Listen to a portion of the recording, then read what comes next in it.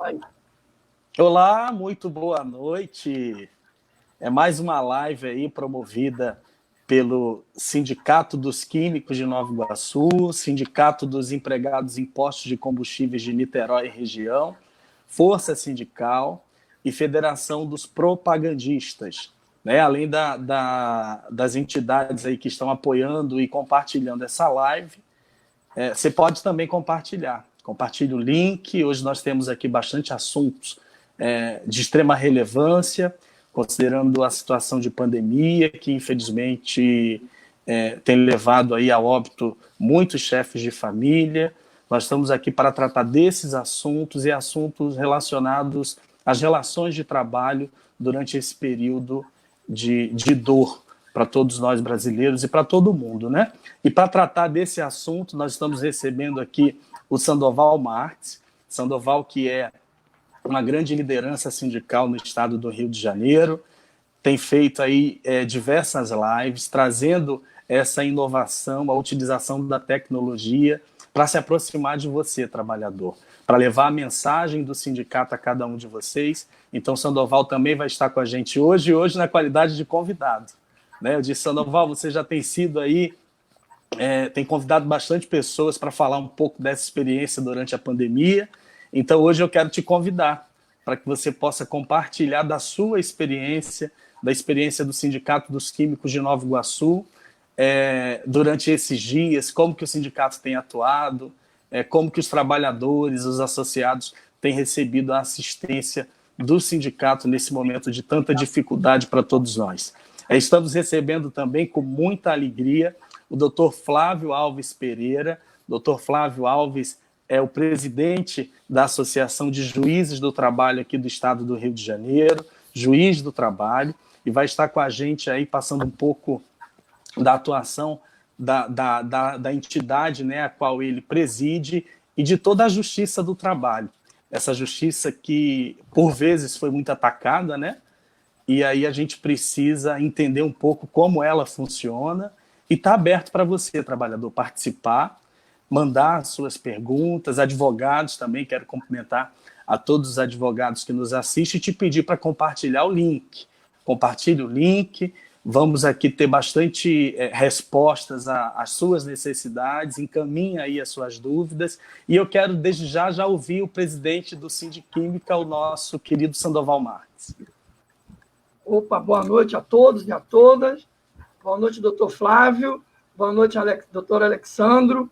É uma honra estar aqui, ao vivo, aqui, participando dessa live. Uma live que a gente divulgou, como eu falei anteriormente, eu acho que essa live aqui vai ter uma extensão muito grande, porque nós divulgamos e muita gente está participando. Então, a gente espera tirar as dúvidas de todos os nossos representantes. A gente tem aí quase 5.000 pessoas que a gente, no Facebook da entidade, a gente representa inúmeras categorias. Então, a gente tem feito live com o Ministério Público do Trabalho, o pessoal da Secretaria de Trabalho, o extinto Ministério do Trabalho, né? Psicólogos, e aí essas lives estão para ajudar. Então, muito obrigado aí pelo convite, muito obrigado, doutor Flávio, por ter aceitado o nosso convite, e vamos aí tocar o barco. Ok, boa noite, doutor Flávio. Queria ouvir aí as suas saudações iniciais. Boa noite, doutor Alexandre. Boa noite, presidente Sandoval. É com muita alegria que a gente comparece aqui e aceita esse convite honroso para a magistratura do trabalho da primeira região. A primeira região é o Tribunal do Trabalho aqui no Rio de Janeiro, né? E como é um órgão federal, então é dividido por região e a primeira região é o Rio. Então, é uma honra muito grande estar aqui falando com os trabalhadores e com todos os outros advogados, pequenos e microempresários, todo mundo que nos ouve, né? Colegas também da magistratura, que porventura estejam passando por aqui. E é com muita honra que eu compareço aqui e com prazer imenso e com a responsabilidade muito grande de conseguir responder os questionamentos que, porventura, cheguem aqui para nós, né? Mas estamos aqui à disposição de todos. Ok, muito obrigado, doutor. Sandoval, como é que o sindicato tem funcionado aí durante esses dias de isolamento social? Não, a gente está nessa guerrilha aí, né? Desde o início, a gente está no trabalho home office. No início, a gente conseguiu fazer algumas assembleias aí com distanciamento, mas a gente tem feito, criado grupo de WhatsApp para monitorar as assembleias, criado um grupo de WhatsApp para votação. Nós criamos uma plataforma para estar em teste, para o trabalhador entrar e votar na plataforma. Além disso, os nossos atendimentos, né, advocacia previdenciária e trabalhista, nós temos um canal direto com o trabalhador, né, esse canal direto para o trabalhador entrar com a denúncia, né, tirar dúvidas, não só trabalhista, mas previdenciária também. Então, a gente está além esse vínculo que a gente tem criado com o trabalhador, a gente tem aquelas questões aí que nós abrimos aí, nós fomos aí o pioneiro a criar a homologação, né? A gente vai na empresa, homologa direto, né? Então, a gente tem feito aí para tentar trazer o trabalhador e credibilidade para o trabalhador. Entendeu, doutor Alex? A gente está os cursos de qualificação, a gente tem mantido os cursos de qualificação à distância, e aí a gente tem tentado criar um mínimo de impasse para ter o trabalhador ali à disposição, tirar dúvidas, né? Criando esse canal de WhatsApp.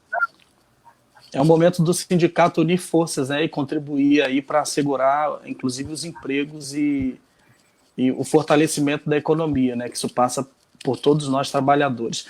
Doutor Flávio, eu queria ouvir do senhor qual é a finalidade da Justiça do Trabalho, né? Muitos, como nós estamos aqui falando, inclusive para muitos trabalhadores, talvez desconheça a essência dessa justiça especializada e a que ela se destina. Queria ouvir do senhor. Tá. Vou pedir só um pequeno tempinho para fazer um cumprimento, né, a todos esses trabalhadores dos serviços essenciais que estão hoje em dia atuando, né, de forma intensa, né, na saúde, na limpeza, no abastecimento, né, de combustíveis, no abastecimento de insumos, no abastecimento de alimentos, né? Todas essas pessoas que, em razão da atividade delas, tiveram que assumir esse ônus de hoje, né, desde o início da pandemia, né, estar trabalhando, né? Aqueles que podem ficar em casa também cumprem um papel relevante, porque quem fica em casa evita de aumentar esses níveis de contaminação, de aumentar o excesso sobre os hospitais, sobre os serviços de saúde, mas quem está trabalhando normalmente desses serviços essenciais merece o nosso cumprimento e o nosso agradecimento. Então, especialmente, eu gostaria de deixar esse cumprimento para todos, né? E, voltando ao tema, né, da finalidade da Justiça do Trabalho, né, a Justiça, o Poder Judiciário como um todo, ele objetiva pacificar o conflito, né, resolver o conflito. O que acontece? Quando é feita a lei, né, a lei e os contratos, né, vamos colocar assim, a lei e os contratos, eles são feitos para serem cumpridos, né? Quando o legislador faz a lei, ele presume que a lei vai ser cumprida. Quando alguém faz um contrato com outra pessoa, também se presume que ele seja cumprido. Mas, às vezes, por um motivo ou por outro, isso não acontece, né? Então surge o conflito, né? E o Estado, né? O Estado, o Estado como país, como governo, não o governo, mas o Estado, assim entendido como esse ser superior sobre todos nós, né? Ele assume esse poder-dever de pacificar esse conflito através da justiça, né? Então, o Poder Judiciário, a função dele é pacificar o conflito. E a Justiça do Trabalho é o ramo especializado do Poder Judiciário que pacifica esse conflito na área das relações de trabalho, entre empregado e empregador, entre trabalhadores que não são empregados e eventuais contratantes, né? E essa pacificação de conflito, ela se dá de diversas formas, né? A Justiça do Trabalho tem uma tradição muito relevante na pacificação do conflito através dos acordos, né? Através da negociação e dos acordos. Mas também nós temos um papel importantíssimo de julgar, né? Importantíssimo e dificílimo de julgar. E quando não se consegue o acordo no processo trabalhista, então ele vai para o juiz examinar e julgar, né? E feito esse julgamento, esse conflito é pacificado. Quando tem acordo é melhor, porque como as partes negociam entre elas, é uma solução mais ajustada, né? Quando o juiz tem que julgar, o conflito é pacificado, mas sempre vai ter aquele que perde, né? Então, o que ganha acha a justiça boa e o que perde não gosta do resultado, né? Então, fica uma situação difícil. Mas, aí vem a força da lei, né? A lei que paira sobre todos nós obriga que, feito esse julgamento pelo juiz, a não ser em caso de recurso, né? Essa decisão tenha que ser cumprida, né? Porque essa é a ordem, é assim que a democracia funciona, né? Então, a finalidade é essa, é a pacificação de conflitos, a entrega da justiça através da pacificação de conflitos. Muito obrigado, doutor Flávio. E dentro da fala do doutor Flávio, que ele relaciona aí as categorias que precisam funcionar, as categorias que precisam trabalhar, né, que são classificadas como categoria essencial, nós temos aí os trabalhadores em postos de combustíveis, né? Falei deles. Os nossos frentistas, que eu mando aqui um grande abraço. Nós estamos aqui transmitindo a live pelo Simpospetro de Niterói, que é o sindicato que representa essa categoria. Sandoval, como é que tem sido a questão dos acordos, né? Categorias essenciais precisam trabalhar. E a que não é essencial, talvez algumas fábricas aí da representação do Sindiquímica tenha aderido os acordos de acordo com as MPs, né? Em específico a MP 936. Como é que tem sido essa situação aí em Nova Iguaçu, Sandoval? Boa pergunta, doutor Alex. Aqui, no início, a gente tem recebido muitas reclamações, né?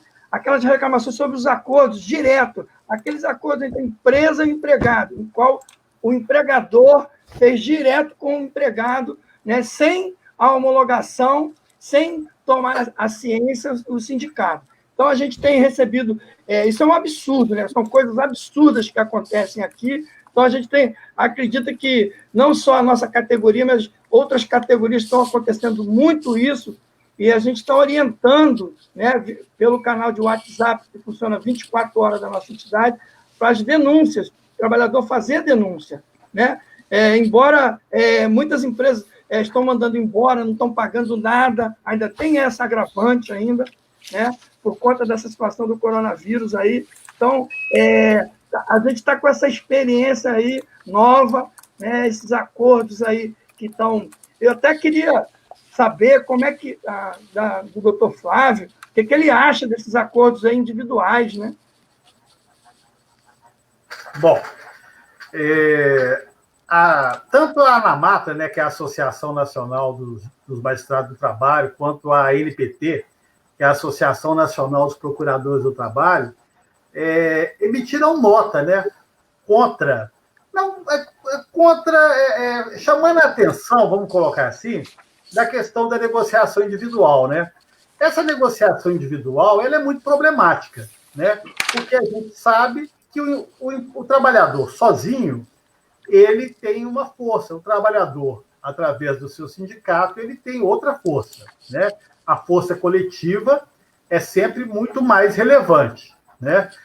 Tanto assim que a Constituição Federal, né, ela dá primazia à negociação coletiva, né? Em vários aspectos da Constituição, ela dá primazia à negociação coletiva, especialmente quanto à jornada de trabalho e ao salário, à redução salarial, né?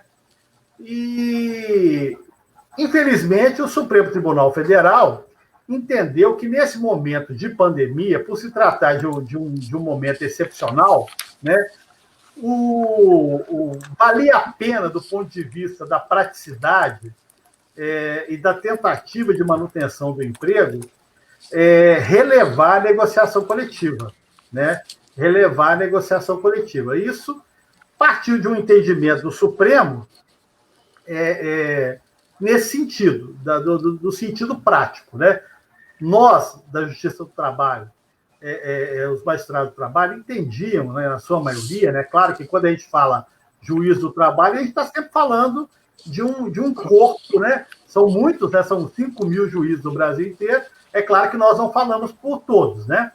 Mas, assim, em sua maioria havia esse entendimento, né, jurisprudencial e dos estudiosos de que a negociação coletiva deveria ter sido observada. Porque o que acontece com a negociação coletiva? Em primeiro lugar, ela daria uma segurança jurídica para os empregadores a respeito da validade daquele acerto, que ele não vai ter, em regra, com o acordo individual, né? Porque, assim, todos os acordos individuais são ruins? Não.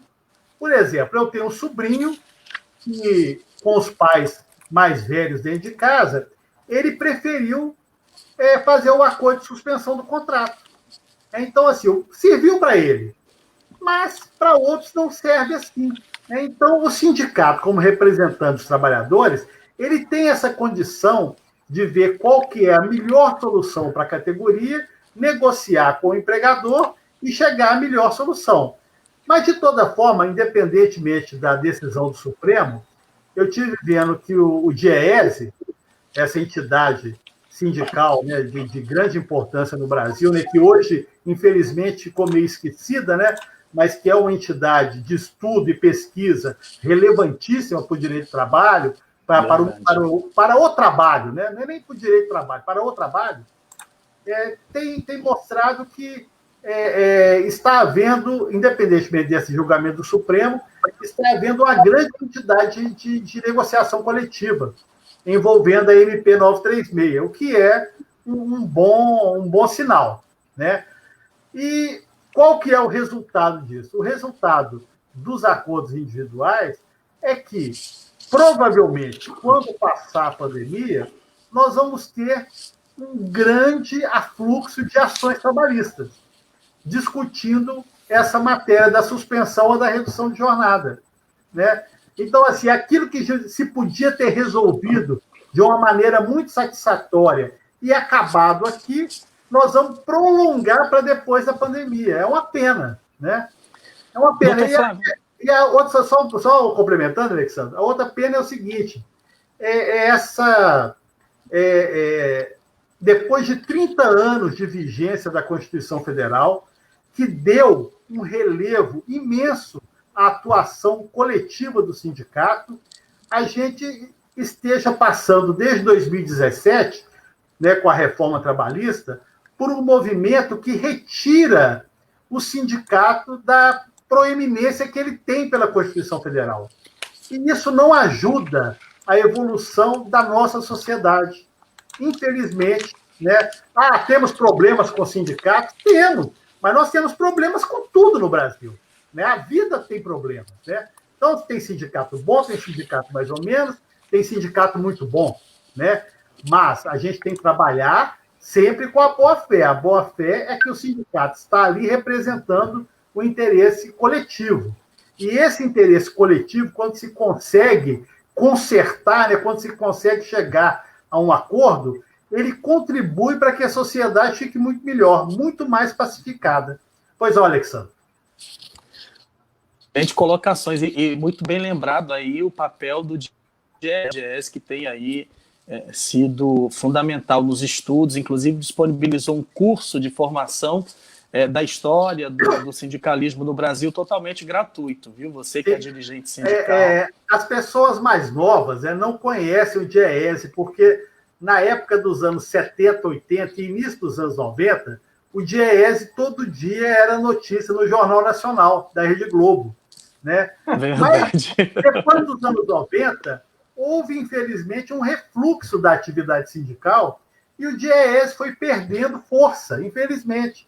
Mas é uma entidade que sempre contribuiu para o estudo do trabalho, para o estudo do mercado de trabalho, né? Mas que está viva lá e ainda continua produzindo bom material. Bons estudos, é verdade. Dentro da fala do doutor, nós fizemos pelo menos 2 lives com o procurador do trabalho, doutor Jefferson Rodrigues, a quem mando um fraterno abraço, e ele também tratava dessas questões relacionadas à insegurança jurídica, né? Porque nós tivemos aí uma enxurrada de medidas provisórias.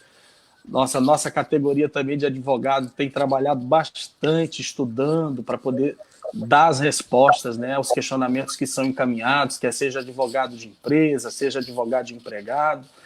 Mas o que nós temos na realidade é uma grande insegurança jurídica, né? A partir do momento em que você esquece a importância do acordo coletivo, parte para essa questão da individualização dessa negociação, isso certamente trará insegurança jurídica.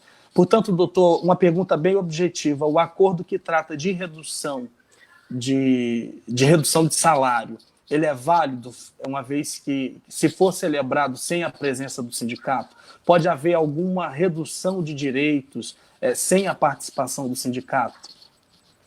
Olha, se o Supremo já confirmou a constitucionalidade da MP em sede liminar, né?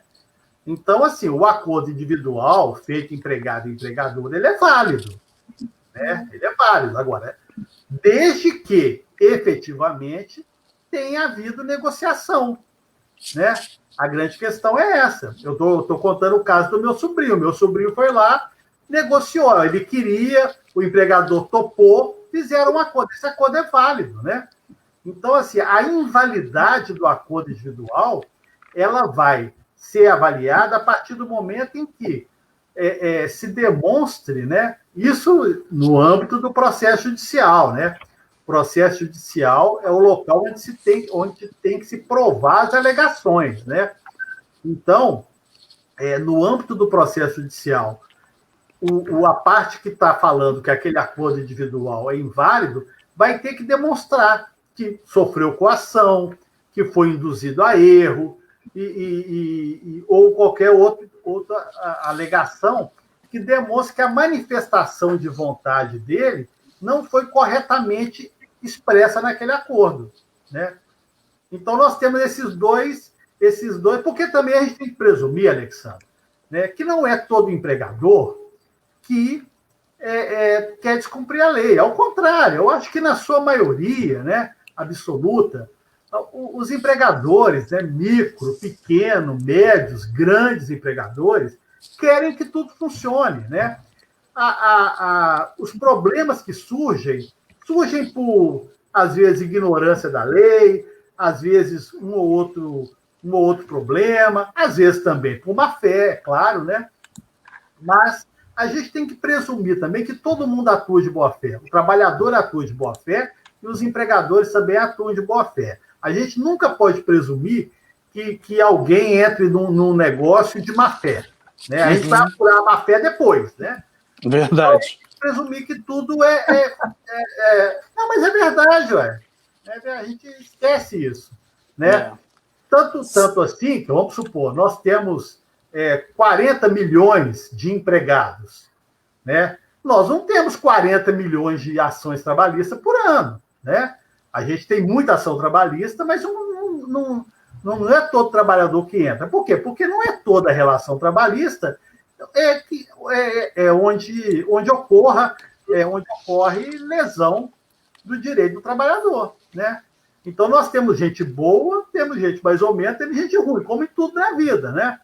A gente sempre tem que partir desse pressuposto. Então, o acordo é válido se a manifestação de vontade, né, se o de acordo que o trabalhador tiver dado ali, ele tiver dado com independência, podendo negociar efetivamente, não é isso? Agora, então o acordo é válido se realmente for um acordo, né? Se tiver negociação, agora, né? Também nós temos assim, a gente tem que ser realista também num aspecto, que é o seguinte: num contexto em que tudo está fechado ou funcionando com muita restrição, né? Talvez para o empregador também surja um problema. Assim, eu vou propor um acordo, mas, efetivamente, se eu não conseguir fazer um acordo, a minha solução será a dispensa, a rescisão contratual, né? E, às vezes, o patrão pode até falar isso para o trabalhador, falar assim, fulano, olha, se você não aceitar, eu vou ter que te mandar embora, porque a gente tem empresa que está fechada, isso é uma realidade. A gente também não pode fechar o olho a isso. Então, por isso a insegurança jurídica, porque vai ser uma prova tão difícil de fazer, né, uma prova tão profunda, pesada, e os processos vão ser difíceis, né?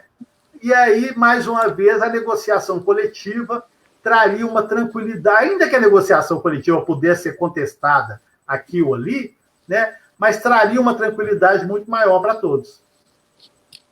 Muito obrigado, doutor. Sandoval, como é que tem sido a procura aí dos trabalhadores por ações trabalhistas? Como é que vocês têm atendido essas demandas? A gente está até... tem algumas situações que a gente fica até preocupado, né? Essas questões relacionadas à justiça do trabalho, né?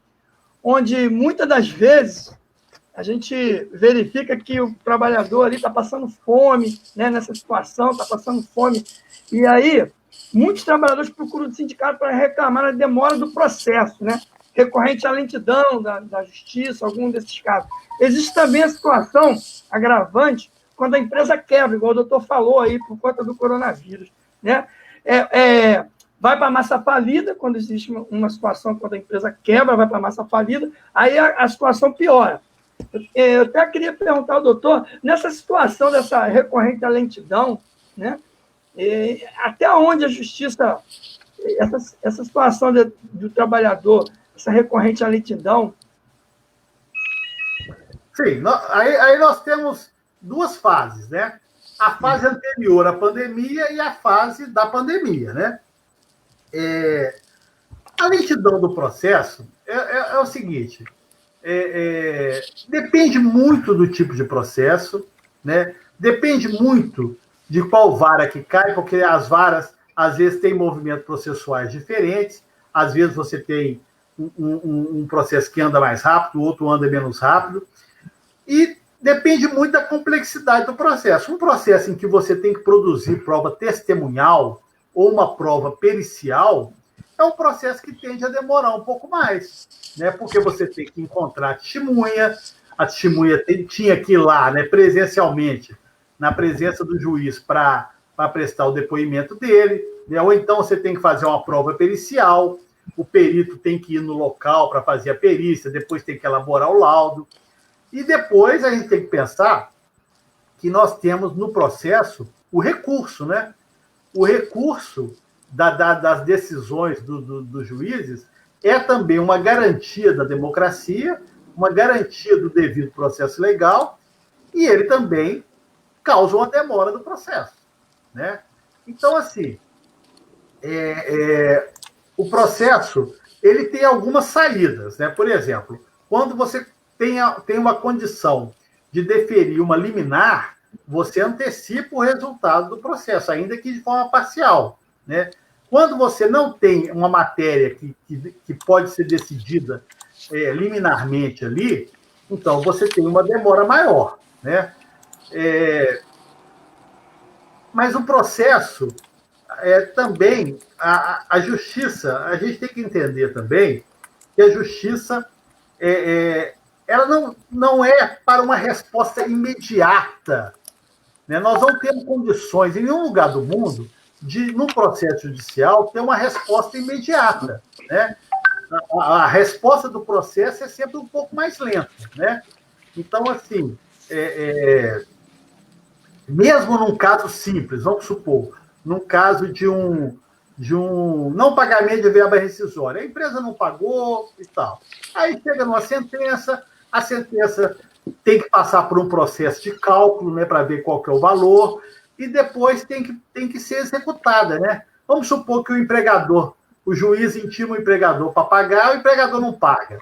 Então, você tem que partir para um processo de execução, tentar ver onde é que tem o dinheiro, pegar, penhorar um bem. Se penhorar um bem, tem que levar a leilão. Tudo é um processo demorado, né? Então, assim, aí que nós temos também que compreender a questão da justiça. A justiça, seja em qual ramo for, tirando a justiça penal, né? A justiça civil, comum, onde a justiça do trabalho está inserida, né? Ela é o último recurso que a gente tem que tentar, né? Então, o primeiro recurso é tentar com o empregador que o empregador pague, não pagou, vai no sindicato, tenta uma intermediação do sindicato, né? E aí, se não tiver jeito, chega no processo, né? O processo é o último recurso, é o nosso último recurso perante uma situação que não se concretiza de forma normal, né? Só que a grande questão em razão da quantidade de trabalhadores que nós temos e da situação, muitas vezes, muitas empresas pequenas, microempresários que contratam pessoas, né? Ou até médias empresas, mas que aquilo não funciona, tem algum problema, e aí tem os processos de dispensa de empregados. Então, assim, o número de processos também é muito grande, né? Então, assim, só falando, nós temos que acreditar na justiça, a justiça é o nosso último recurso, mas a possibilidade da justiça dar uma resposta imediata àquela pretensão, ela não é tão assim, né? A gente tem que ser rápido, nós temos que trabalhar o mais rápido possível, mas nós temos diversos obstáculos aí no meio, né? Então, às vezes, você vai conseguir uma resposta rápida, às vezes não vai conseguir. Depende, né? Então, é isso. Então, a saída é sempre um bom acordo, né? E os sindicatos estão aí para colaborar. Eu até estava vendo um comentário aqui sobre quando eu falei da conciliação dos acordos, um comentário aqui falando que os acordos são muito ruins para o trabalhador, né? Mas aí a gente tem que pensar o seguinte: quando é que se faz o acordo? No processo. O processo, a pessoa, o autor da ação vai lá e ele pode fazer pedidos de A a Z. Hora extra, aviso prévio, sobreaviso, adicional de periculosidade e tal, né? Muitas dessas matérias, a prova é simples. Por exemplo, eu não recebi o salário de junho, de março de 2020. O empregador tem que apresentar o recibo do pagamento desse salário, né? Outras provas são mais complexas. Muitas vezes, chega no processo, o trabalhador fez uma alegação, ou mesmo a empresa fez uma alegação, em que ela vai ter que provar, e ela não tem condição de provar. Por quê? Porque, às vezes, aquela testemunha que esteve presente pode ter falecido, pode ter se mudado para um lugar que você não consegue encontrá-la, então você não consegue fazer a prova, né? Uhum. Então, quando você tem essa dificuldade de provar, é que você tem essa coisa duvidosa, aí você faz um acordo sobre isso, né? Então, o acordo tem esses pormenores, né? Que às vezes a pessoa acha assim, eu fiz um pedido numa ação de R$40 mil, mas fiz um acordo de R$2.000. Mas, às vezes, os R$38 mil que ele estava pedindo, que não foram embutidos no acordo, ele tinha que produzir uma prova e não tinha condição de produzi-la. Então, por isso, fez um acordo menor, né? A gente tem que entender essa dinâmica do processo, né? Entendi. Muito obrigado pelos esclarecimentos, doutor. Eu quero agradecer, já chegou para mim agora uma informação de que mais de 180 pessoas estão nos assistindo ao vivo. Tá? Um grande abraço, muito obrigado aí pelo engajamento de todos. E quero deixar abertas as perguntas. Vocês podem aí encaminhar as perguntas, o doutor Flávio está aí para responder. E nós estamos aqui para contribuir.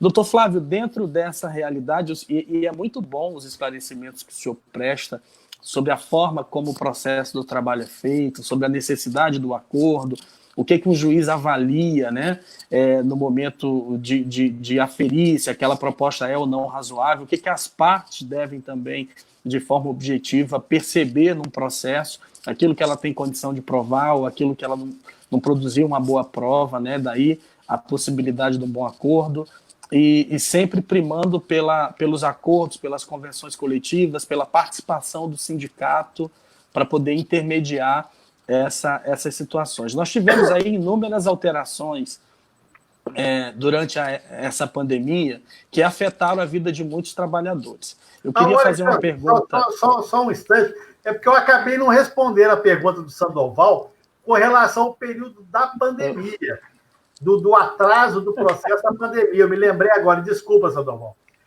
O que acontece agora no período da pandemia? A justiça está funcionando normalmente, ela só não está atuando presencialmente.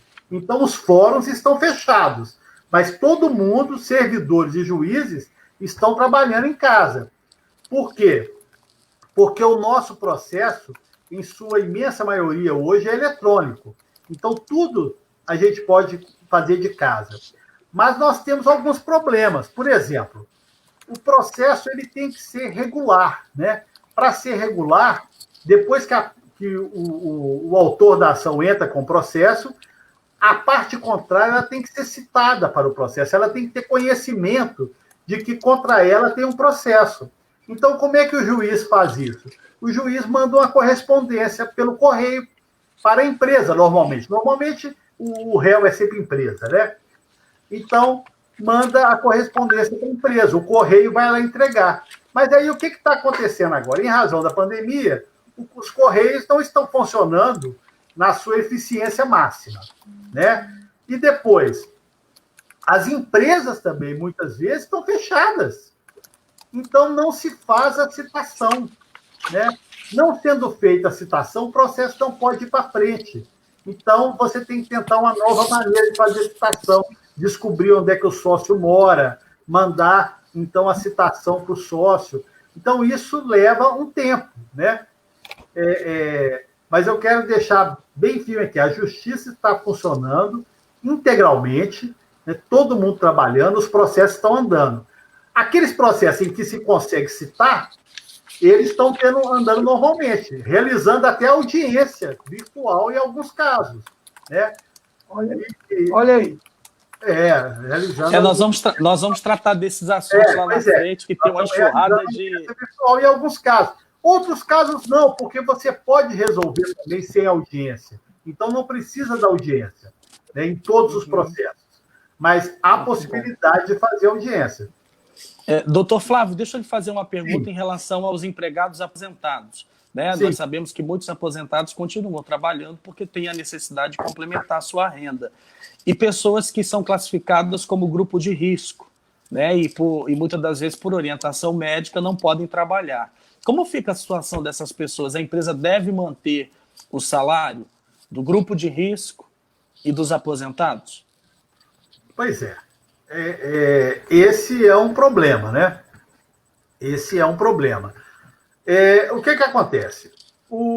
Quando o governo fez a MP 936, que tratou da redução de jornada e da suspensão contratual, em que o governo paga parte do salário do trabalhador, ele especificou lá que quem recebe benefício previdenciário, né, quem recebe seguro-desemprego, alguma coisa assim, não pode receber essa ajuda do governo, né? Uhum. Então, se o empregador quiser fazer um acordo de suspensão do contrato com um trabalhador aposentado, e esse trabalhador concordar com essa suspensão, ele não vai ter acesso a essa parcela do governo, porque ele já recebe o benefício previdenciário, né? Então, fica uma situação mais complicada. Porque a ideia do governo era manter uma remuneração mínima para todo mundo que trabalha, né? Agora, o outro problema do grupo de risco. O grupo de risco pode trabalhar é uma situação de risco para o trabalhador e para o empregador, né? Se o empregador exige o trabalho das pessoas em grupo de risco, ele vai assumir um ônus de responsabilização superior àquele que ele assume quando ele exige o trabalho do trabalhador que não está no grupo de risco. Porque ele vai ser obrigado a tomar mais cuidado com aquele trabalhador do grupo de risco do que com o trabalhador normal. Porque, apesar dos empreendimentos que têm permissão legal de continuar ativos durante o período da pandemia, né, o empregador tem a obrigação de manter esse ambiente isento de risco, né? Senão ele vai ser responsabilizado, né? Então, assim, vamos pegar um hospital, por exemplo. Se o hospital tem um técnico em enfermagem com mais de 60 anos, ou que seja diabético, ou que tenha alguma doença crônica que pode ser associada à Covid, né, alguma coisa assim, e exige que esse trabalhador continue atuando, ele vai assumir um risco muito grande para ele, né? Então, o ideal seria colocar dar férias, como permite a MP 927, ou suspender o contrato. Mas se ele receber benefício, já é outro risco, né? Doutor Flávio, a Silvia, ela encaminha uma pergunta bem pertinente, né, de acordo com o tema. Ela quer saber sobre o posicionamento quando o trabalhador é classificado aí no grupo de risco e a empresa se recusa a fazer o afastamento. Nessa situação, aí uma pergunta também minha, poderia o trabalhador suscitar a rescisão do contrato? O empregado dar justa causa no empregador? Seria uma possibilidade? Né? Uma rescisão indireta? Rescisão indireta. Poderia, vamos supor, se o empregador não estiver tomando lá no ambiente de trabalho as mínimas medidas protetivas, né? Porque você já tem as medidas protetivas que normalmente têm que ser aplicadas. Mas no tempo de pandemia, você tem mais. Então, por exemplo, se aquele trabalhador tem contato com o público, o que o empregador vai ter que fazer? Vai ter que fornecer máscara, né? Vai ter que fornecer gel para ele higienizar as mãos, né? Fornecer máscara em quantidade suficiente durante o dia para que ele possa trocá-las, né? Se está numa linha de produção, né? Vai ter que colocar um empregado distante do outro, tomar essas medidas básicas típicas da pandemia, né? Se o empregador exige o trabalho e não faz isso, né, não cumpre essas medidas mínimas, há uma possibilidade razoável de ser pretendida uma rescisão indireta, né? E essa ação ela pode ser movida pelo sindicato, doutor? Sim, como é que é? Essa ação de rescisão indireta ela pode ser movida pelo sindicato na proteção dos representados? Não, aí eu acho que nesse caso individual, assim, o sindicato pode dar assistência, né, mas não substituí-lo, né? Não substituí-lo. Porque a não ser que seja uma questão coletiva, né? São vários empregados numa mesma situação, né? Aí caberia a atuação coletiva do sindicato. Mas sendo um trabalhador, né, aí eu acho que teria que ser a atuação individual com a assistência jurídica do sindicato. Uhum. Né? Vamos lá, doutor. Bárbara Gonçalves também encaminha uma pergunta. O empregado, acredito que seja uma questão aí que também afeta os trabalhadores do Sindiquímica. O empregado que tiver o contrato suspenso ou a jornada reduzida, ele pode ser demitido, doutor? Pode ser demitido. A MP 936 trata da demissão nesse período e estabelece uma indenização compensatória, né, para o empregado, né? Uma indenização que o empregador terá que pagar, mas ele pode ser demitido. A MP ela prevê uma garantia de emprego provisória durante o período da suspensão ou da redução da jornada e do período subsequente ao término dessa suspensão ou dessa diminuição de jornada. Então, vamos supor, a pessoa teve o contrato de trabalho suspenso por 30 dias, por 60 dias, que é o prazo máximo da lei. Suspendeu o contrato por 60 dias. Então, ela vai ter a garantia de emprego durante esses 60 dias e nos 60 dias seguintes, depois que ela retornar retornar ao trabalho. Mas o empregador pode dispensá-la pagando uma indenização relativa a esse período. Né? Está previsto na MP 936. O Alexandre, eu queria mandar um abraço aí para o Alexandre, que está nos assistindo, e manda aí o seu questionamento sobre o retorno das audiências. Nós temos aqui uma série de perguntas, nós vamos tratar desse tema mais à frente. Aguenta aí, Alexandre. Doutor, mais uma pergunta que chegou aqui. A empresa deve fornecer as condições de proteção aos empregados? E quais as consequências se essa empresa não fornecer? Pois é, isso é aquilo que a gente já começou a conversar, né? As empresas que estão em atividade durante esse período da pandemia têm que redobrar o cuidado, né? Redobrar o cuidado com as normas de segurança, né? E aí, não só as normas de segurança tradicionais que vigiam, né, no período pré-pandemia, como agora as medidas mínimas de cuidado no período da pandemia. O uso de máscara, o uso de luvas, o uso de aventais. Aí vai depender do trabalho que a pessoa fizer, né? Então, luva, avental, máscara, né? Local para lavar as mãos, separação, distanciamento entre os trabalhadores, né?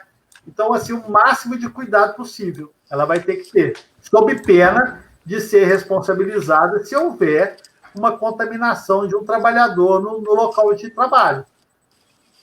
Chegou uma pergunta aqui também, para mim aqui, o pessoal da minha categoria está perguntando, que também não sobre essas normas se estendem a trabalhadores domésticos? Sim, é claro que sim. Por exemplo, aqui em casa, na minha casa, a minha empregada está na casa dela. Eu estou sem empregada nesse período, né? Por quê? Porque vamos pensar assim, eu tirar a minha empregada de casa nesse período da pandemia, fazê-la pegar um ônibus, chegar aqui em casa, passar por tudo isso 2 vezes por dia, ela vai ter um risco enorme. E fora o risco que ela vai ter também aqui na minha casa de se contaminar caso eu também esteja doente, né? Agora, nós temos situações... Então, assim, aqui em casa, como nós não temos grandes necessidades, eu posso deixá-la na casa dela. Mas vamos supor aquela família que tem um ente da família acamado, por exemplo, idoso, que demanda um cuidado especial, né? Então, os cuidadores de gente enferma que estão nas suas casas. Essas pessoas não têm condição, são trabalhadores essenciais, né? Então, eles têm que trabalhar durante esse período. Mas aí, como que vai fazer? O empregador, para exigir esse trabalho, ele vai ter que dar para essa pessoa, ajudá-la, né, a se proteger. Então, o que eu faria se eu precisasse de uma empregada numa situação dessa, né? Eu forneceria máscaras para ela, para esse período de trânsito dela, né? Então, ó, vai sair da sua casa, vai vir para cá, toma aqui máscara, toma aqui gel para você passar na sua mão na hora que você estiver no ônibus, né? Então, assim, a gente tem que se munir de cuidar, e fora do cuidado dentro da casa da gente, né? Proporcionar um banheiro para que ela tome banho antes, na hora que ela chega, na hora que ela sai, né? Proporcione uniforme limpo para ela, ou pelo menos um meio para ela poder higienizar aquele uniforme dela, né? Então, a gente tem que ter todo esse cuidado para evitar que aquela trabalhadora se contamine, ou o trabalhador se contamine no âmbito doméstico também, né? Muito bom os esclarecimentos. É importante você ficar atento, você trabalhador que está nos assistindo, seja de categoria essencial ou não, se você está trabalhando, fique atento a essas orientações que o Dr. Flávio, juiz do trabalho, presidente da Associação de Juízes do Trabalho do Rio de Janeiro, está passando. Depois compartilhe esses vídeos, os links.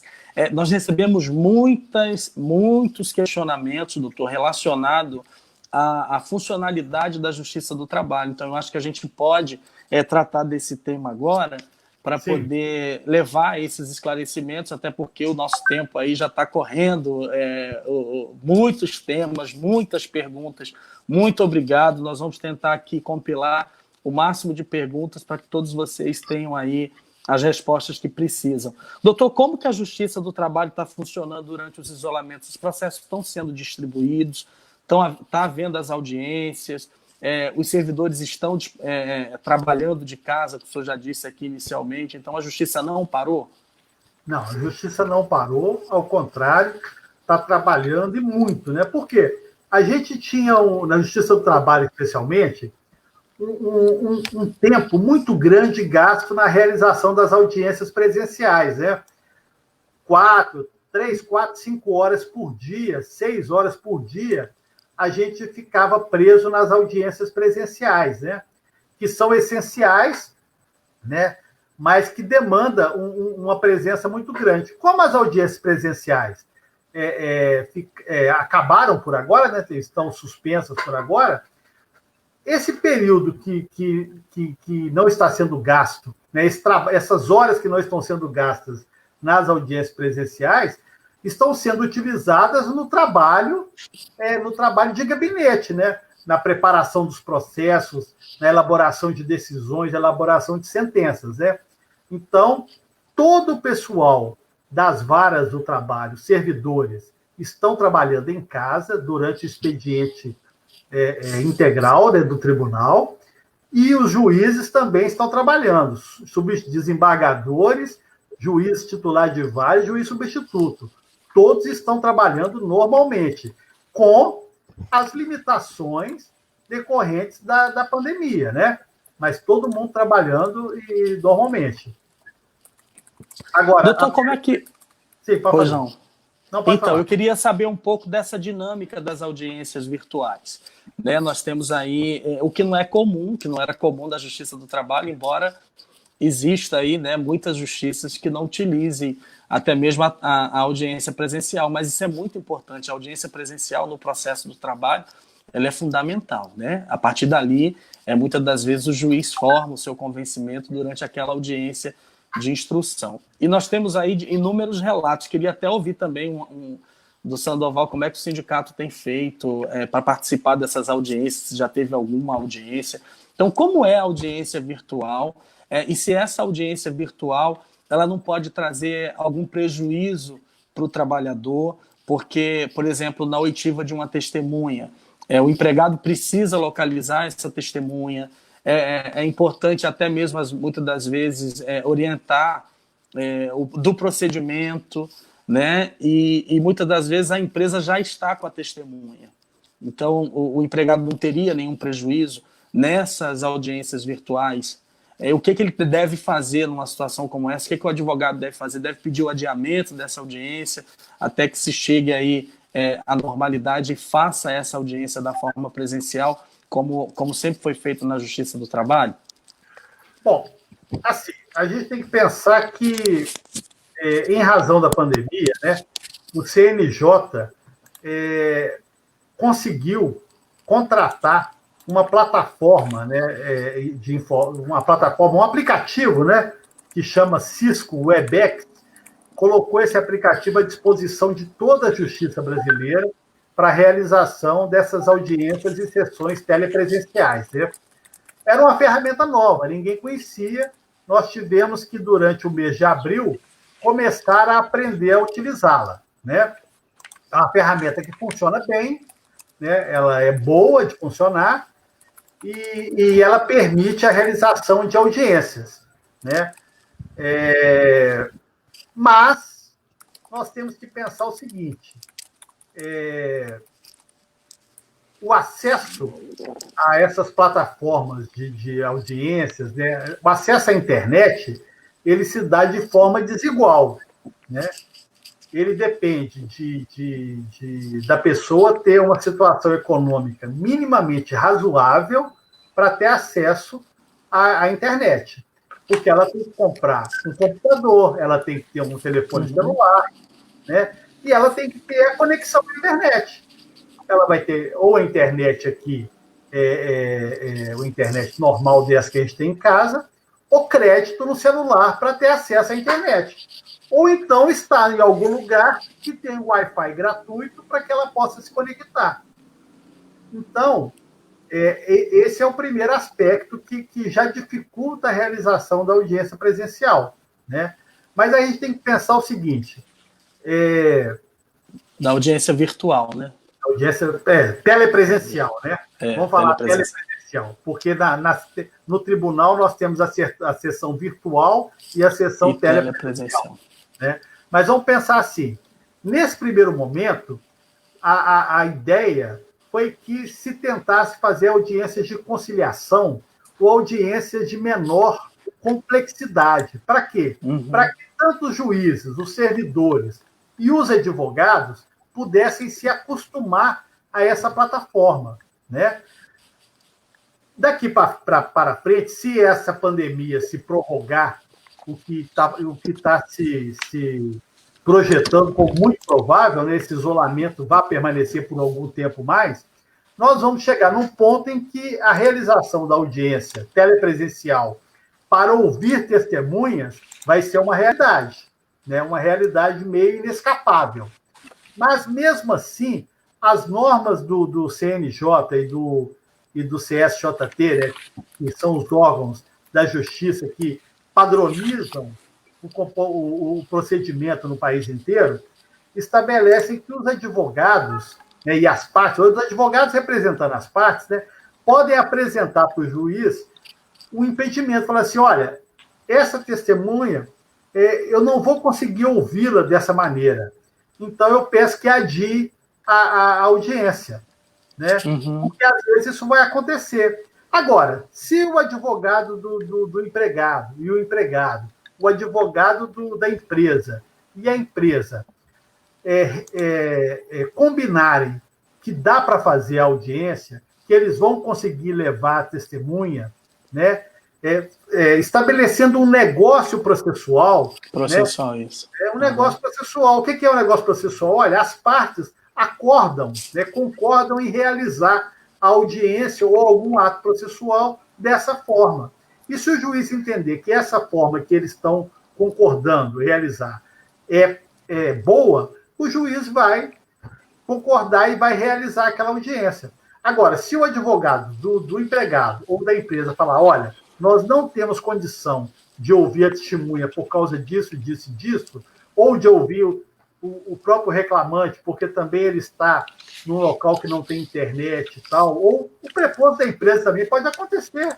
O sócio da empresa está num local também que não tem condição. Tudo isso pode acontecer. Então, essa audiência telepresencial não será realizada para a oitiva de testemunhas, né?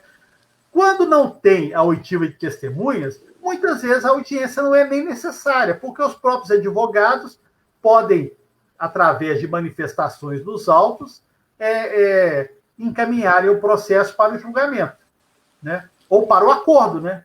De preferência para o acordo. E essa possibilidade do negócio processual, inclusive prevista no CPC, era muito pouco utilizada na Justiça do Trabalho. Então é importante se atentar àquelas normas, né? Acho que o Sandoval tem aí perguntas. Só um detalhe, é porque na Justiça do Trabalho, o processo do trabalho, ele exige a realização de audiências, né? O processo do trabalho,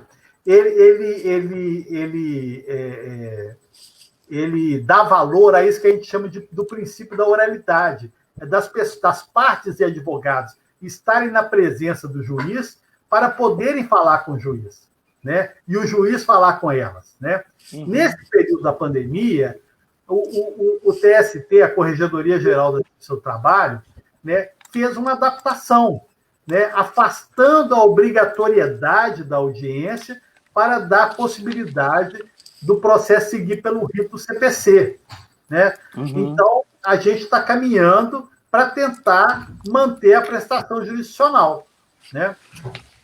Pois não, Sandoval.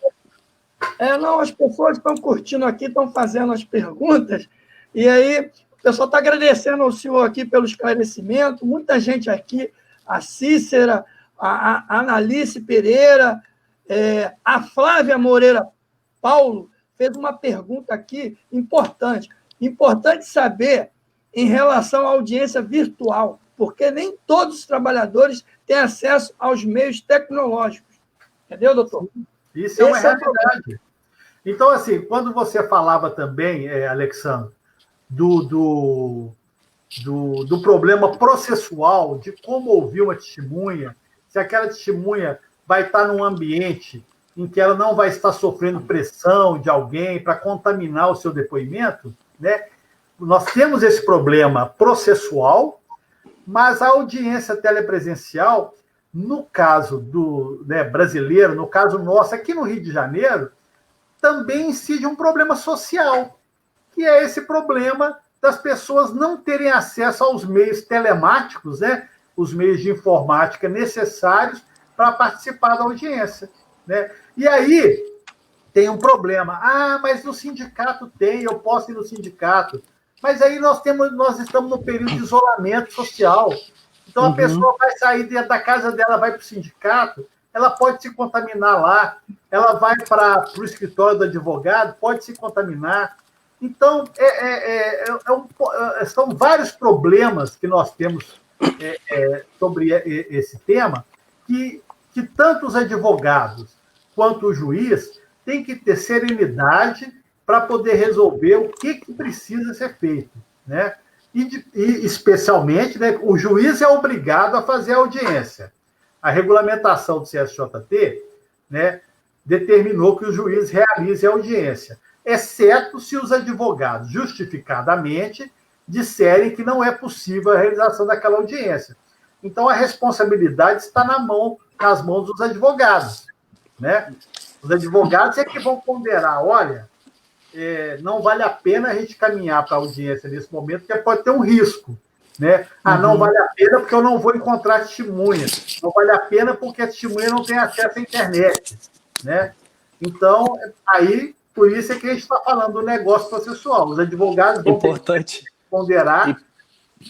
Muito importante a atuação dos advogados, né? Dos advogados, dos sindicatos. Inclusive, quero mandar um grande abraço a todos os advogados que nos assistem. Eu estou pedindo, Rogério, pelo menos mais 10 minutos de live, porque assim, tem muita gente nos assistindo, temos muitas dúvidas. E aqui eu quero já encaminhar duas, doutor Flávio. Posso aqui rapidinho? Uma parte, Alexandre, é dizer o seguinte: quem coloca a justiça para andar e quem traz os problemas para a justiça são os advogados. Por isso é que a Constituição diz que o advogado é indispensável à justiça, né? Porque é ele que... Você me passou um roteiro aqui com diversas questões que eu não tinha nem pensado, né? Então, essa vivência do advogado, estudando e em contato com as pessoas, é que que produz, né, que dá início a essa necessidade de mover a justiça, né? Então, a justiça fica lá paradinha, quietinha, né? E o advogado é que vai levar o problema, levar, às vezes, a solução e levar a questão, né? Que o juiz vai ter que estudar, vai ter que procurar, e aí vai caminhando a justiça, né? A importância do advogado. E a visão do doutor também, buscando se aproximar da verdade real, é o que faz a diferença hoje na Justiça do Trabalho. Eu quero fazer só dois comentários, e aí o senhor fica à vontade para falar. Um é do presidente da Federação dos Propagandistas, do Diniz. Ele diz assim, dentro daquela sua fala da boa-fé, dos acordos, etc. Quando o trabalhador tem seus direitos subtraídos, por exemplo, hora extras não paga, fundo de garantia não depositado, férias não paga, e vai à justiça. E lá ele faz um acordo e recebe, por exemplo, 50% daquilo que ele tinha direito. Isso não seria um recado para os empresários de que vale a pena descumprir a lei?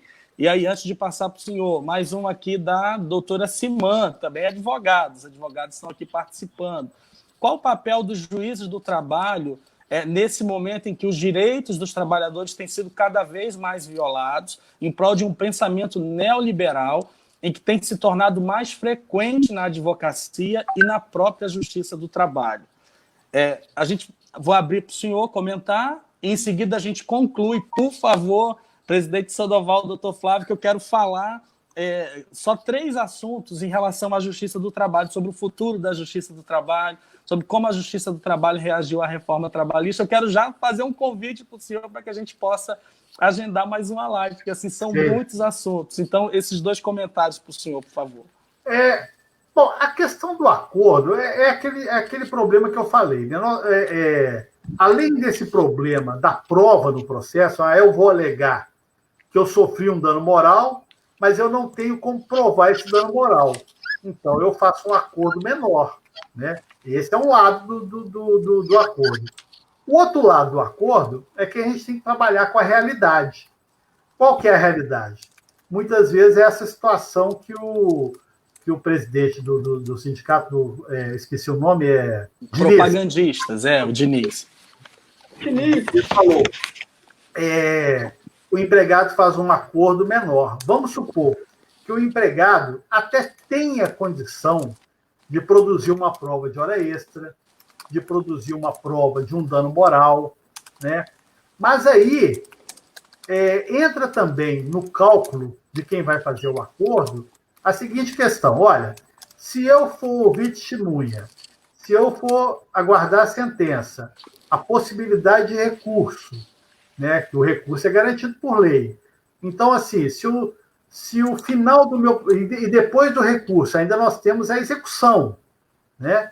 Então, assim, se esse meu horizonte de seguir nessa linha do processo for um horizonte, por exemplo, de 2 anos, ou 1 ano, vamos colocar 1 ano, com recurso, o processo acabar pago. Vamos supor que tem essa possibilidade, né? De 1 ano, vai acabar o meu processo, eu tenho condição de esperar, eu vou esperar. Vou esperar tudo isso. Eu vou produzir a prova, vou aguardar a sentença, vou aguardar o recurso e vou esperar, não vou fazer o acordo. Mas, muitas vezes, a situação econômica é complicada para todos nós. Muitas vezes, aquele trabalhador vai pensar assim, olha, essa proposta que a empresa fez é 50% do meu crédito. Um crédito que depende de prova, né? Um crédito que depende de prova. Então, eu vou aceitar esse acordo porque eu estou precisando do valor nesse momento. Esse é um aspecto que o juiz também, em frente a isso, o juiz tem que ponderar. Porque, assim, se o trabalhador fala assim, eu explico para ele, olha, a empresa está fazendo uma proposta X. Essa proposta não é boa para o senhor. Há uma possibilidade do senhor provar e ganhar esse processo. Mas ele fala para mim assim, não, mas eu preciso do dinheiro agora. Assim, fica muito... Em situações muito específicas, né, de um tema muito complicado, o juiz pode até virar e falar, não, eu não aceito esse acordo, eu não vou homologar esse acordo. Mas, no mais das vezes, o juiz se coloca na seguinte situação, poxa, eu não vou homologar o acordo, às vezes a pessoa... Já aconteceu aqui no Rio de Janeiro, o trabalhador chegar e falar assim, não, eu quero fazer um acordo porque eu vou voltar para o Nordeste. Eu quero fazer um acordo porque eu quero mudar para o exterior. Como é que o juiz faz? Né? O juiz também fica numa situação complicada, né? Porque eu não dependo daquele acordo, mas o trabalhador depende. Então, são muitas facetas que a gente se depara num processo judicial. E é muito difícil você ter uma resposta pronta para a generalidade dos casos. Cada caso você vai ter que examinar de um jeito, né? Então, é uma situação complicada. Não é fácil para quem está fazendo um acordo e não é fácil também para o juiz numa situação dessa. Né? Isso que eu ia falar, o juiz, então, não é fácil, né? Para o juiz, então, não é fácil, né, doutor? Porque é o seguinte, o acordo judicial depende da homologação do juiz. Depende de uma decisão do juiz concordando com aquilo. Para o juiz concordar com aquilo, o juiz exerce ali um exame daquela proposta, né? Então, ele vai examinar com base no direito, com base na experiência dele, se aquilo é bom, se aquilo não é bom, né? Mas, muitas vezes, a gente é ultrapassado, com todo o cuidado que a gente tem, a gente é ultrapassado pela realidade. Entendeu? Vamos supor, chega lá, uma gestante que teria direito à estabilidade, à garantia provisória. Mas ela vira e fala, não, eu vou fazer o acordo porque para mim é melhor, eu não quero... Assim, são situações... A gestante é um exemplo complicado porque a garantia, na verdade, é do filho, né? Mas o que eu estou querendo colocar é assim, são muitas situações complexas que chegam lá para o juiz decidir e uma decisão que é imediata, né? Porque o acordo você tem que decidir ali na hora. Você não leva para poder pensar, ficar 10 dias em casa com o processo pensando. Você tem que decidir na hora. Então, são muitos aspectos e você vai decidir no caso a caso. Um caso você vai aceitar, outro caso você não vai aceitar. Né? São Verdade. As coisas da vida. Né? E aí, Sandoval, tem mais alguma pergunta? A outra pergunta, eu esqueci a outra pergunta do neoliberal. A outra pergunta era o pensamento neoliberal, que, na realidade, deixa eu ler aqui novamente. Ela tá, doutora Simã, qual o papel que os juízes do trabalho devem ter nesse momento em que os direitos dos trabalhadores têm sido cada vez mais violados em prol de um pensamento neoliberal que tem se tornado mais frequente na advocacia e na própria justiça do trabalho? A gente aí, essa resposta é mais complexa, eu vou tentar responder. Mais complexa, eu não sei. A gente não vai ter tempo, doutor, infelizmente. Deixa eu passar para o Sandoval. Estou falando rapidamente. Nós estamos fazendo 30 anos da Constituição Federal. Coisa boa é um advogado conduzir uma live, viu, doutor? Olha que maravilha. O que a pandemia não tem nos permitido. Mas a Constituição Federal, né, que fez 32 anos, vai fazer 32 anos esse ano, ela deu um relevo todo especial ao trabalho, né? E também a livre iniciativa. Mas ela traz o trabalho como um valor essencial da República Brasileira, né? E no período posterior, nos anos 90, nos anos 2000, por mais que houvesse uma movimentação neoliberal, ainda se manteve um pensamento de cumprimento desse objetivo constitucional, da manutenção do relevo do trabalho e principalmente do emprego. Né? E a partir dos anos 2000, nós começamos a sofrer, sociedade, né? Não justiça do trabalho, nossa sociedade, começamos a sofrer um impacto muito grande dessa ideia neoliberal sobre o direito brasileiro, especialmente o direito do trabalho, né? Que culminou com a reforma trabalhista de 2017. A reforma trabalhista de 2017 foi assim a facada no coração, né? E nós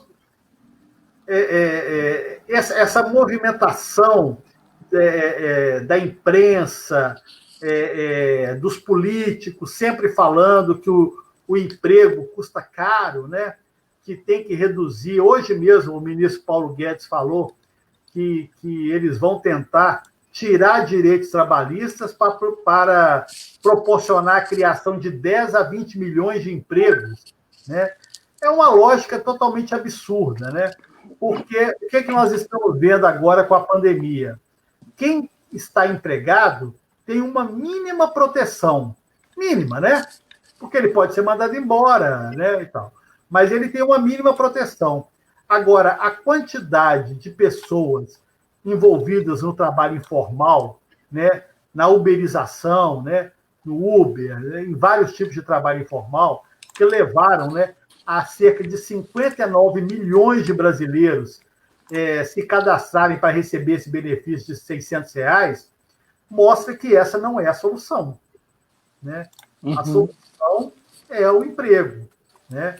Então, nós temos que trabalhar isso, temos que a sociedade civil, né, se colocar na defesa do emprego, porque o emprego é o único meio que nós temos de ter um trabalho digno no emprego.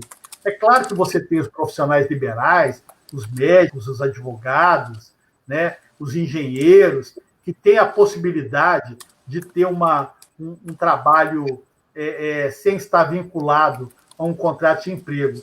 Mas 99% da população economicamente ativa não tem isso, né? Tem aqueles que vão ser empreendedores realmente, né? Empreendedores que vão abrir sua empresa, empresas reais, né? Porque o camarada que é entregador do Rappi ou do iFood, esse não é empreendedor. Esse é um coitado, né? Que está ali trabalhando para tentar se manter minimamente vivo, né? Então, esse não é empreendedor. Então, assim, emprego é a nossa única saída. Não há saída sem o emprego. Né? Agora vamos ouvir o presidente Sandoval aqui. Muito obrigado, viu, doutor, pela paciência aí. Né? O doutor... A gente ganhou mais 10 minutos, viu? Nós ganhamos mais 10 minutos. Vamos lá, Sandoval, vamos lá. Então, eu queria fazer uma pergunta para o senhor, e eu acho que o senhor respondeu ela quase toda aí, né? Sobre a reforma, né? Sobre como a Justiça viu essa reforma trabalhista aí, que modificou tudo aí, né? Sim. Bom, a gente não pode também pegar a reforma trabalhista e falar que nada lhe presta. Não. Tem algumas coisinhas que foram bem colocadas.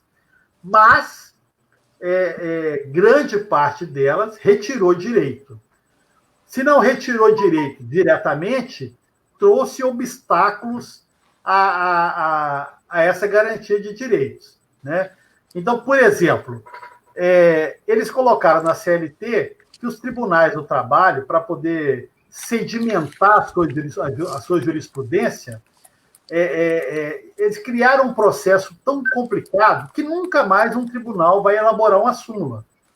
Né? E a súmula, o que era? A súmula era a condensação de um certo entendimento sobre alguma matéria, que dava segurança jurídica para todo mundo. Né? Então, eles modificaram isso. Né? Tentaram limitar a possibilidade de o juiz decidir sobre a validade ou invalidade das normas coletivas, né? Porque, assim, por mais que, obviamente, uma norma coletiva tenha que ser respeitada, é evidente que tudo na vida pode ter problema. E, tendo problema, o juiz tem que poder atuar sobre isso, né? Então, isso complica também, né, a questão da gratuidade de justiça. Eu não vou dizer dos honorários advocatícios, porque os honorários advocatícios eles têm uma questão de responsabilidade também no ajuizamento das ações. Né? A gente também não pode querer levar tudo para a justiça, tem que ter um filtro. Né? Para eu entrar com uma ação na justiça, eu tenho que pensar, vou entrar, eu tenho direito realmente, eu tenho direito a isso que eu estou querendo realmente, né? É um direito razoável para eu pretendê-lo, porque senão eu vou ter que pagar custas, eu vou ter que pagar honorários. Né?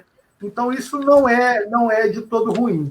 Mas a questão da gratuidade de justiça para o acesso ao judiciário também foi muito machucada pela reforma trabalhista. Né?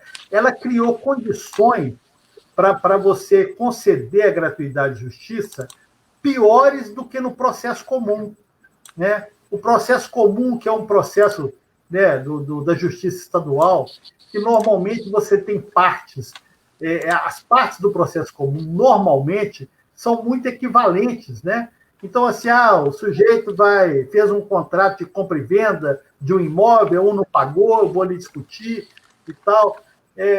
Lá você tem a possibilidade de uma concessão de gratuidade de justiça, que hoje, no processo do trabalho, você não tem. Né?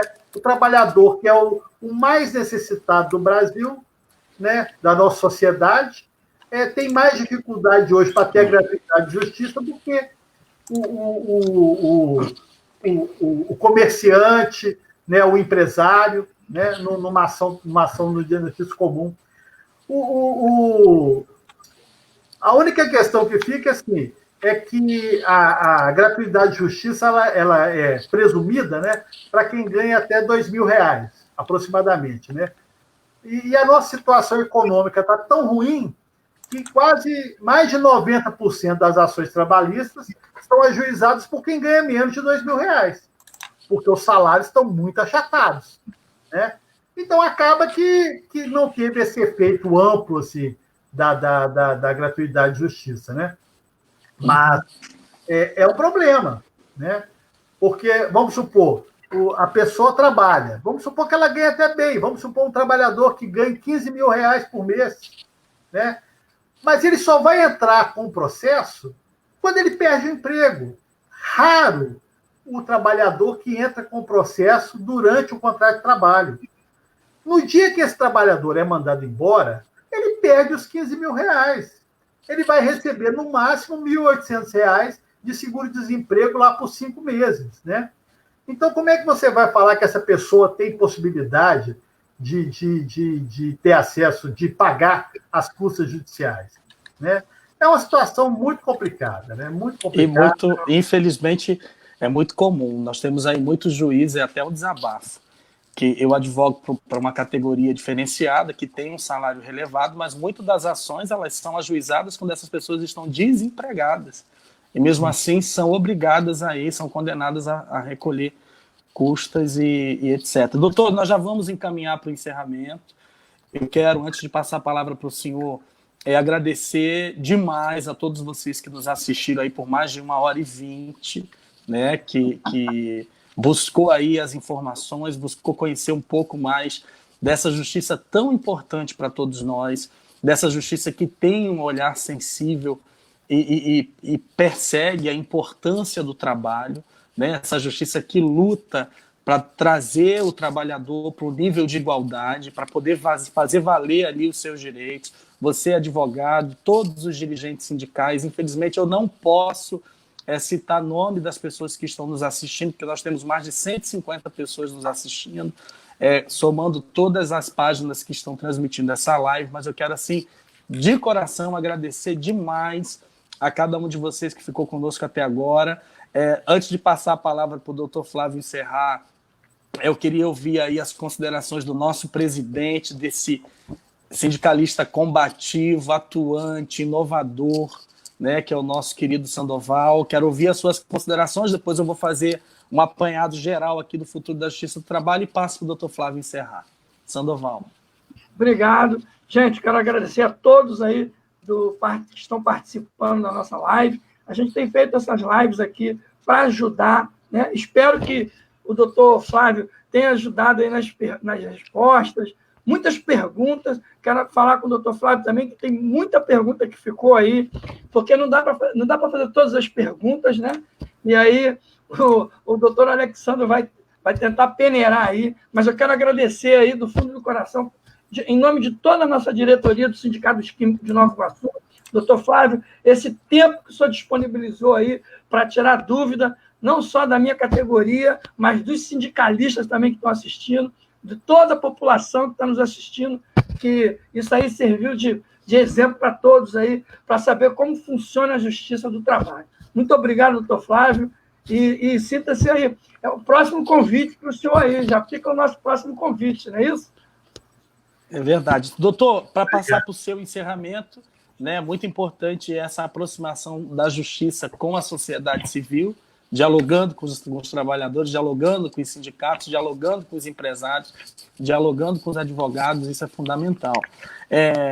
As mudanças mais significativas depois da reforma trabalhista, o doutor já falou, tá? Queria saber como que o senhor avalia os projetos que têm por objetivo acabar com a justiça do trabalho, quem ganha com o fim dessa especializada, e, por fim, se a justiça do trabalho terá um novo formato após essa pandemia, se isso já vem sendo discutido internamente. E o senhor aí, por favor, encaminhe para os encerramentos depois dessas considerações. Vou tentar aqui, né? Não, assim, ninguém sabe o que virá, né, com essa pandemia, né? A gente não sabe se isso vai acabar no mês que vem, se nós vamos continuar com essas limitações por mais tempo, né? Então é muito difícil a gente pensar em como vai ser o retorno às atividades normais, né? Uma coisa você tem certeza, né? Enquanto não houver vacina, alguns cuidados terão que ser feitos, né? De higiene, de distanciamento, né, dentro dos fóruns, né, diminuição da quantidade de audiências, para não ter tanta gente, né, porque por dia, lá no Foro da Lavradio, são cerca de 3 ou 4 mil pessoas lá dentro por dia ou mais, né? Então, é muita gente dentro de um ambiente fechado, né? Então, isso vai ficar difícil. Mas não há assim, um estudo ainda para se ver como vai ser feito isso, né? Agora, com relação ao futuro assim, da justiça do trabalho em si, eu acho que a sociedade brasileira não vai consentir com qualquer medida que acabe com a justiça do trabalho, né? E por quê? Porque a justiça do trabalho cumpre um papel essencial para a sociedade brasileira, que é a pacificação do conflito trabalhista.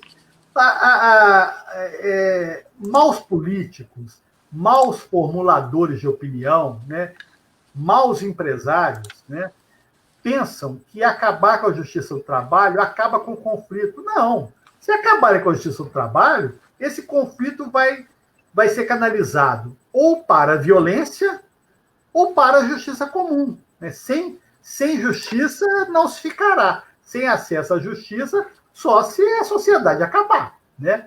Então, não é essa a solução. A justiça do trabalho cumpre um papel fundamental, como todos os ramos do Poder Judiciário, cumpre um papel fundamental e vai prosseguir porque, nessa pandemia, olha a necessidade que se teve da justiça do trabalho, a quantidade de decisões que foram proferidas para tentar resolver os conflitos que foram surgindo. Umas boas, outras em tanto, foram modificadas depois, outras boas que também foram modificadas depois, mas essa é a dinâmica do nosso sistema judiciário, né? Mas sempre caminhando para uma pacificação da sociedade, né? E aí eu quero deixar só um outro recado aqui, que a gente está aqui numa live de sindicatos de trabalhadores, né? E a gente, como operador do jurídico da área trabalhista, a gente tem essa ênfase no tratar do direito do trabalho, né? Da proteção do trabalhador, né? Mas a gente tem que fazer uma diferença entre a defesa do direito do trabalho e a atuação como juiz do trabalho, né? A defesa do direito do trabalho é essencial para todo mundo que entende, que defende a Constituição e entende o relevo que a Constituição deu ao trabalho humano, né, e ao emprego. Então, a defesa do direito do trabalho tem esse lado. Mas, como juiz, né, no processo, o juiz ele não tem lado, né? Ele não tem lado. O juiz ele tem que ter, ele tem que trabalhar o máximo possível para ter uma posição em que ele vai conseguir levar em consideração as manifestações e os direitos de ambas as partes, né? Então, só deixar isso claro para as pessoas terem isso em vista, né? Porque, às vezes, por exemplo, vamos supor, eu estou aqui defendendo o direito do trabalho, aí lá na frente a pessoa pode entrar com o processo, cair na minha vara e perder o processo. Mas o senhor falava que o direito do trabalho era assim. Não, eu falava, o direito do trabalho é assim. Mas no processo, o processo depende de prova, né? Depende do trabalho que o juiz vai fazer, de um trabalho intelectual que o juiz vai fazer sobre aquela prova, né? Às vezes ele está lendo o depoimento de uma testemunha e entende uma coisa, o outro pode entender de outro jeito, né? Então, ter essa noção do que é a justiça. A justiça, né, o papel do juiz é ter o máximo de isenção possível. Não vou falar isenção total, isso não existe, assim, ninguém é totalmente fora do mundo. Não, o juiz está dentro do mundo. Ele faz um esforço para garantir o máximo de igualdade entre as partes litigantes. E aí proferir a sua decisão dentro do direito, dentro da prova do processo, né? Só queria deixar isso claro. tá bom? Eu agradeço muito essa oportunidade, né, de estar aqui falando para trabalhadores, falando para advogados, falando para dirigentes sindicais, né? E esse é o papel da Amatra, né? Ter esse contato com a sociedade, né? Muitas vezes entrevista com o juiz não é muito bom, porque o juiz não pode falar dos casos, né? O juiz ele tem que falar sempre assim no abstrato, né? Mas a gente aqui conseguiu falar assim, então foi muito bom, eu agradeço demais, peço desculpa por uma ou outra resposta que eu não soube dar, responder corretamente, ou que eu errei, posso ter errado também alguma resposta, né?